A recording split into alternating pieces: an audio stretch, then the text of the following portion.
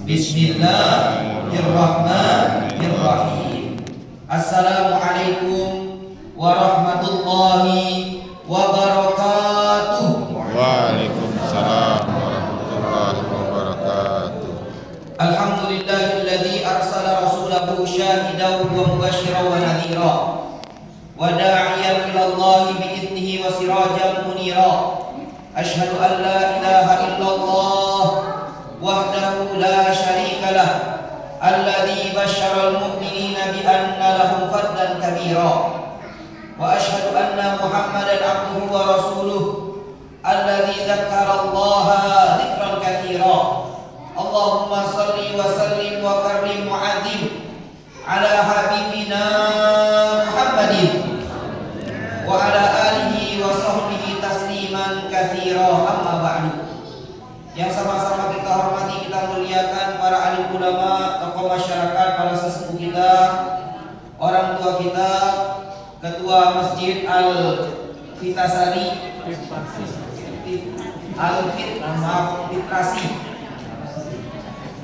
ketua panitia, ini adinda kami, adinda Rizki, Riki dari Irma Masjid Agung, adik-adik hadroh, bapak-bapak, ibu-ibu yang dimuliakan oleh Allah Subhanahu wa taala, dan tidak lupa juga pada malam hari ini hadir makhluk-makhluk halus. Di belakang-belakang kita ini makhluk halus kan. Kita doakan anak-anak kita yang di sini Pak menjadi anak-anak yang soleh soleha, taat kepada Allah, taat kepada Rasulnya, dan kelak bisa membanggakan kedua orang tuanya di dunia, terlebih lagi di akhirat Allah Subhanahu wa taala. Amin ya rabbal alamin. Hadirin yang dimuliakan oleh Allah, pertama marilah kita bersyukur kepada Allah Subhanahu wa taala dengan mengucapkan kalimat alhamdulillahirabbil alamin. Salawat serta salam semoga selalu senantiasa tercurahkan kepada baginda junjungan kita Nabi besar Muhammadin sallallahu alaihi wasallam. Allahumma shalli ala sayyidina Muhammad wa ala ali sayyidina Muhammad. Hadirin, karena ini pertama kali saya tegak di sini atau ceramah di sini, maka saya sampaikan juga Pak Bu, sebenarnya di dunia ini kalau kita rincikan uang yang pelit itu ada 5, atau bahasa Palembangnya ini rekes, getah basah.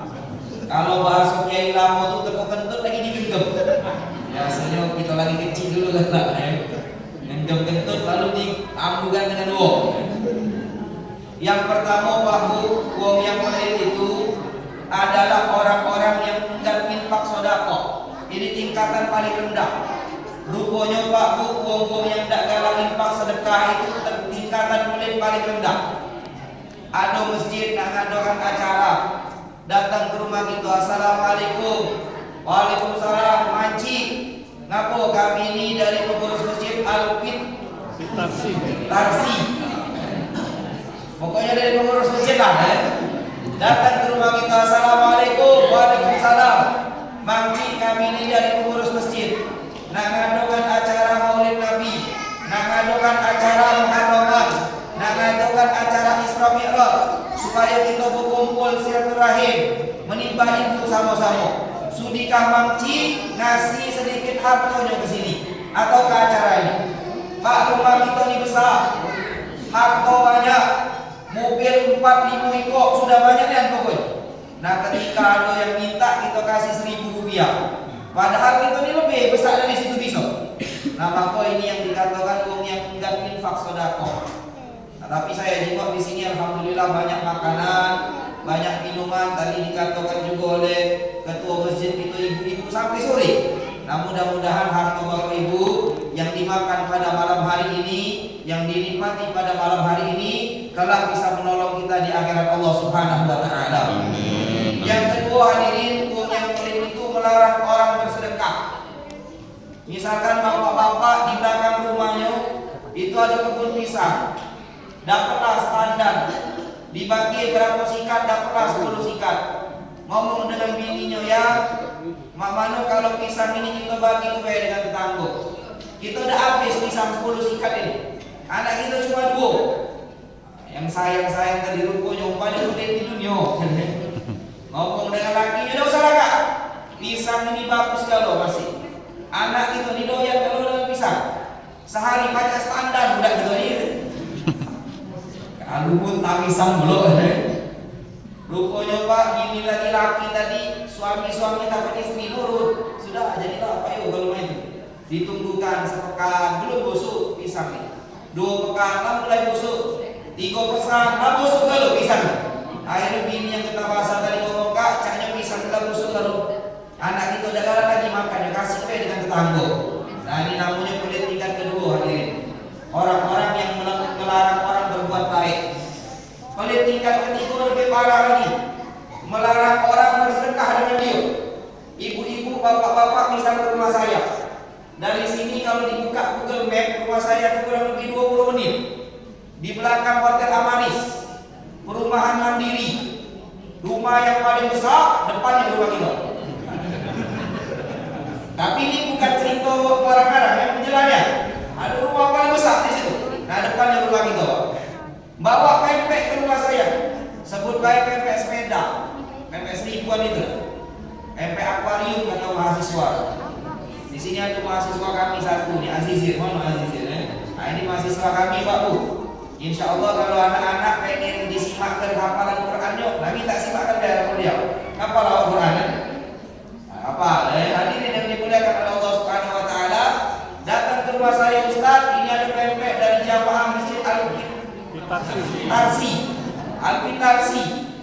Saya ngomong dengan Bapak Ibu, Pak Bu mohon maaf, saya kalau makan pempek ini gatal tenggorokan. Lemparan pempek yang saya makan ini Pak Raden sekelas. Aku gawat balik ke Tanjung Barangan pempek. Berarti saya ini Pak Bu kulit tingkat ketiga, melarang orang yang sedekah dengan dia, sombong nanti. Kulit tingkat keempat yang lebih tinggi lagi, melarang dia bersedekah dengan diri dia. Begawe dari pagi sampai malam Pak cuma ditumpuk duit itu. Jangankan dengan anak bini, dengan diri dewek lagi pelit, apalagi dengan anak bini. Wong ini kalau sakit mampu ke rumah sakit Muhammad Hussein, mampu ke rumah sakit Bunda, tapi kalau pelit dengan diri dewek tadi, sebut baik dia nyari tempat gratis puskesmas. Belum nyampe puskesmas mati wong ini. Akhirnya seluruh harta wak tidak pacak ini mati kecuali jadi warisan baik. Rupa-rupanya 4 ini bukan wong yang paling pelit di dunia. Rupanya Pak Bu yang paling pelit di dunia ini yang kelima ni nak. Yang ketika nama Nabi besar Muhammadin sallallahu alaihi wasallam disebutkan, ia akan bersolawat kepada Nabi besar Muhammadin sallallahu alaihi wasallam. Allahumma shalli ala sayyidina Muhammad wa ala ali sayyidina Muhammad. Mudah-mudahan salawat yang kita baca pada malam yang mulia ini menjadi musabab Allah Subhanahu wa taala mengumpulkan kita semuanya, kedua orang tua kita, guru-guru kita, orang-orang yang kita cintai dengan Nabi besar Muhammadin sallallahu alaihi wasallam. Amin ya rabbal alamin. Hadirin yang dimuliakan oleh Allah, pada malam yang mulia ini 1 Muharram. Ini sudah masuk 1 Muharram kalau penanggalannya. Karena besok itu sudah libur kita Bapak Ibu yang dimuliakan oleh Allah. Memang libur 1 Muharram. Di kalender kita memang 1 Muharram ini tanggal merahi Pak Bu. Sama pecah 1 Januari dimerahi juga. Bedanya 1 Januari Bapak Ibu yang dimuliakan oleh Allah itu tanggal Masehi. Banyak pejabat-pejabat yang ucapi selamat hari Natal dan tahun baru. Benar ini Pak Bu? Kalau datang 1 Januari seluruh pejabat ucap begalo. Teko-teko presiden, wakil presiden ucap begalo. Teko-teko gubernur, wakil gubernur ucap begalo. Tapi ketika datang tahun baru Islam, tidak kata yang mengucapkan. Saya Pak jujur kecewa. Berapa tahun ini saya keliling sebelum tahun baru Hijriah. 3 tahun yang lalu sampai ke Lampung saya keliling. Saya jingkok di pinggir jalan tuh ada tak baliho yang mengucapkan selamat tahun baru Hijriah. Katanya luar biasa. 2 tahun yang lalu saya keliling di wali kota. Penasaran? Ada tak wali kota mengucapkan tahun baru di depan kantor itu? Di Ampera juga saya keliling. Tak kate baru. Saya keliling lagi tahun kemarin di gubernur. Keliling saya kantor gubernur juga. Tak kasih juga. Ada baliho yang mengucapkan selamat tahun baru Islam 1440 berapa Hijriah. Mudah-mudahan dengan tahun ini semangat kita semakin membara, untuk dekat kepada Allah Subhanahu. Dak kate Pak Bu, maka sebagai umat Islam kecewa kadang saya. Ngapo pejabat-pejabat kita ni pelennya dengan duit itu. Waya-waya baliho paling 20.000, 30.000, 50.000 untuk memakmurkan agama Islam ini hadirin. Ngasih tahu bahwa sudah jagat raya Palembang ini kita umat Islam ini ada tahun dewek, yakni tahun Hijriah.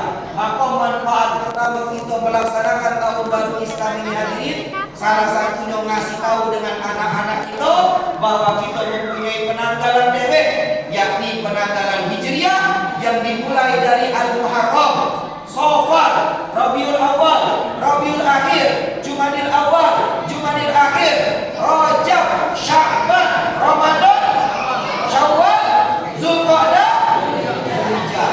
Tanyalah Pak Bu di SMP, tanyalah di SMA, hafalah udah 12 bulan Hijriah.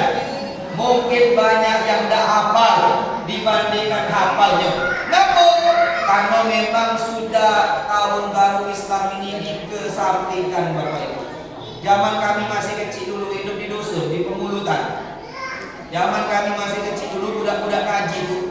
Kalau masuk tahun baru Hijriah disiapkan obor kalau. Uang banyak nebang batang apa namanya? Batang bambu tuh. Ditebang, diisi minyak tanah, dikasih sumpelan jarit, dihidupkan api malam-malam. Keliling dusun. Selamat tahun baru Islam. Mengenalkan dengan pengurus dusun bahwa malam besok, malam ini tahun baru Islam. Sebelum itu diadakan dulu perlombaan-perlombaan untuk budak-budak kecil. Mengenalkan Bapak Ibu yang dimuliakan oleh Allah, tahun baru Islam. Sekarang ini samu baik di dusun. Semangatnya efisiensi kalau. Tidak ganti lagi lah. Tapi kalau di hulu itu masih ada daerah Aryan. Ibu-ibu, bapak-bapak kalau daerah Aryan itu masih ada loh. Mengenalkan dengan tahun baru Islam, begambusan, berimian, keliling kampung, dia mengenalkan bahwa ini tahun baru Islam yang dibuat oleh sahabat Nabi besar Muhammadin sallallahu alaihi wasallam. Allahumma shalli ala sayyidina Muhammad wa ala ali sayyidina Muhammad. Jadi kita kumpul di sini ngasih tahu dengan anak-anak kita, inilah malam tahun baru Islam. Karena kita beribadah Pak Bu nuruti tanggal Arab, bukan nuruti tanggal Hijriah. Kita haji nuruti tanggal Arab 9 Zulhijjah. Tidak mungkin kita 9 Januari, tidak mungkin 10 Januari, tidak mungkin Agustus, tidak mungkin. Kita Ramadan, 1 Ramadan. Tidak mungkin kita Juli, tidak mungkin kita Agustus. Karena memang ibadah kita hadirin yang dimuliakan oleh Allah berikatan dengan tahun-tahun Arab atau dengan bulan-bulan Arab. Hadirin yang dimuliakan oleh Allah, yang kedua, ngapa kita memperingati tahun baru Islam ini? Selain kita silaturahim, duduk bareng-bareng di sini, ngadakan acara seperti ini, mengenalkan anak-anak kita dengan sholawat kepada Nabi Muhammad SAW. Setidaknya hadirin, dengan perayaan ini kita mengenalkan dengan anak-anak kita sejarah Nabi Muhammadin SAW. Berat Pak perjuangan Nabi kita ini, berat luar biasa. Nabi kita, Nabi Muhammad itu lahir hari Senin, hijrah ke kota Madinah hari Senin, datang ke kota Madinah hari Senin, diangkat jadi Nabi hari Senin, meninggal Nabi Muhammad hari Senin juga. Maka Nabi sering puasa Senin. Ketika ditanya kenapa puasa Senin, Nabi ulid tufi, aku dilahirkan pada hari Senin. Maka bapak-bapak, ibu-ibu yang belum pernah puasa Senin Kamis, goyuri sebulan sekali jadilah, setahun sekali jadilah. Jangan sampai seumur hidup kita tidak pernah puasa Senin Kamis. Balik lagi kita ke cerita tadi hadirin, perjuangan Nabi ini luar biasa. Nabi SAW sebelum meninggal, sebelum lahir itu sudah ditinggalkan oleh ayah beliau Abdullah. Pas lahir umur 6 tahun ditinggalkan oleh ibu beliau Sayyidatuna Aminah radhiyallahu anha. Setelah itu hadirin, Nabi SAW diasuh oleh pamannya. Sebelum kakeknya meninggal, sudah kakek meninggal baru paman beliau. Umur 25 tahun Nabi menikahi Sayyidatuna Khadijah. Umur 35 tahun Nabi SAW mempersatukan kaum kafir Quraisy. Jadi sebelum Nabi diangkat jadi Nabi, Nabi kita itu dihormati kaum kafir Quraisy. Siapa yang menghormati Nabi pada saat itu? Siapa yang mencintai Nabi pada saat itu? Karena memang Nabi kita ini orang baik. Tak ada yang benci Nabi SAW pada saat itu. Umur 35 tahun Nabi dipercaya mempersatukan seluruh kaum Quraisy pada saat itu. Umur 40 tahun baru Nabi SAW diangkat menjadi Nabi, menyampaikan risalah dari Allah, menegakkan kalimat Allah, asyhadu an la ilaha illallah wa asyhadu anna Muhammadan Rasulullah. Barulah banyak benci dengan Nabi, yang berpegang teguh dengan agama yang lama, yang dikatakan agama nenek moyang yang membenci Nabi Muhammad SAW. Padahal di kitab-kitab sebelumnya itu sudah diceritakan bahwa nanti akan datang suatu Nabi akhir zaman bernama Ahmad kalau di dalam kitab Injil, bernama Uhid kalau di dalam kitab Zabur, bernama Muhammad kalau di dalam kitab Al-Quran. Diceritakan oleh orang-orang terdahulu. Bahkan Pak, sebelum Nabi lahir itu sudah tersebar Nabi Muhammad SAW di kalangan orang Quraisy bahwa sebentar lagi akan diutus oleh Allah Subhanahu wa taala Nabi. Kalau dalam bahasa Al-Quran itu, orang Quraisy itu mengetahui Nabi hadirin lebih dari mengetahui anaknya. Saking mereka tahu dengan Nabi Muhammad SAW. Tapi ketika Nabi diangkat umur 40 tahun, banyak yang membenci Nabi. Abu Lahab, Abu Jahal, Abu itu banyak membenci Nabi, termasuk Abu Janda. Janda itu pengajar kawan itu. Datang dia ke Lembang selesai kawan itu, pagi itu, macam-macam. Pokoknya Abu banyak membenci Nabi, termasuk Abu Janda. Bencinya Bapak Janda, terkait Bapak Janda.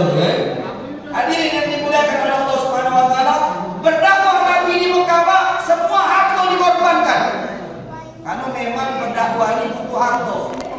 Ini hari dia lemak berdakwah dua. Mohon maaf.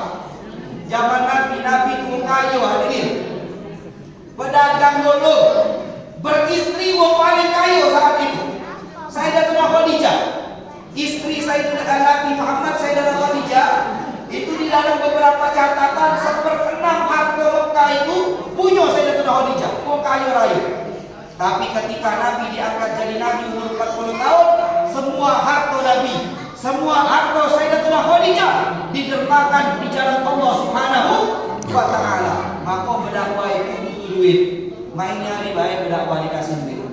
Karena berkah Nabi besar Muhammadin sallallahu alaihi wasallam. Allahumma shalli ala sayyidina Muhammad wa ala ali sayyidina Muhammad. Umur Nabi 50 tahun hadirin, 51,9 bulan Nabi diangkat oleh Allah Isra wal Mi'raj. Yang kita sholat Isya, sholat subuh, sholat maghrib, sholat zuhur, sholat asar itu diwajibkan ketika umur Nabi 51,9 bulan. Isra Mi'raj Nabi gawak perintah sholat 5 waktu. Umur 53 tahun setelah dakwah di kota Makkah ini hadirin, terasa setak. Tidak macam berkembang Islam. Cuma sedikit yang menerima dakwah Nabi. Maka Allah Subhanahu wa taala memerintahkan Nabi besar Muhammadin sallallahu alaihi wasallam untuk hijrah ke Madinah umur 53 tahun. Jadi Nabi hijrah itu umur 53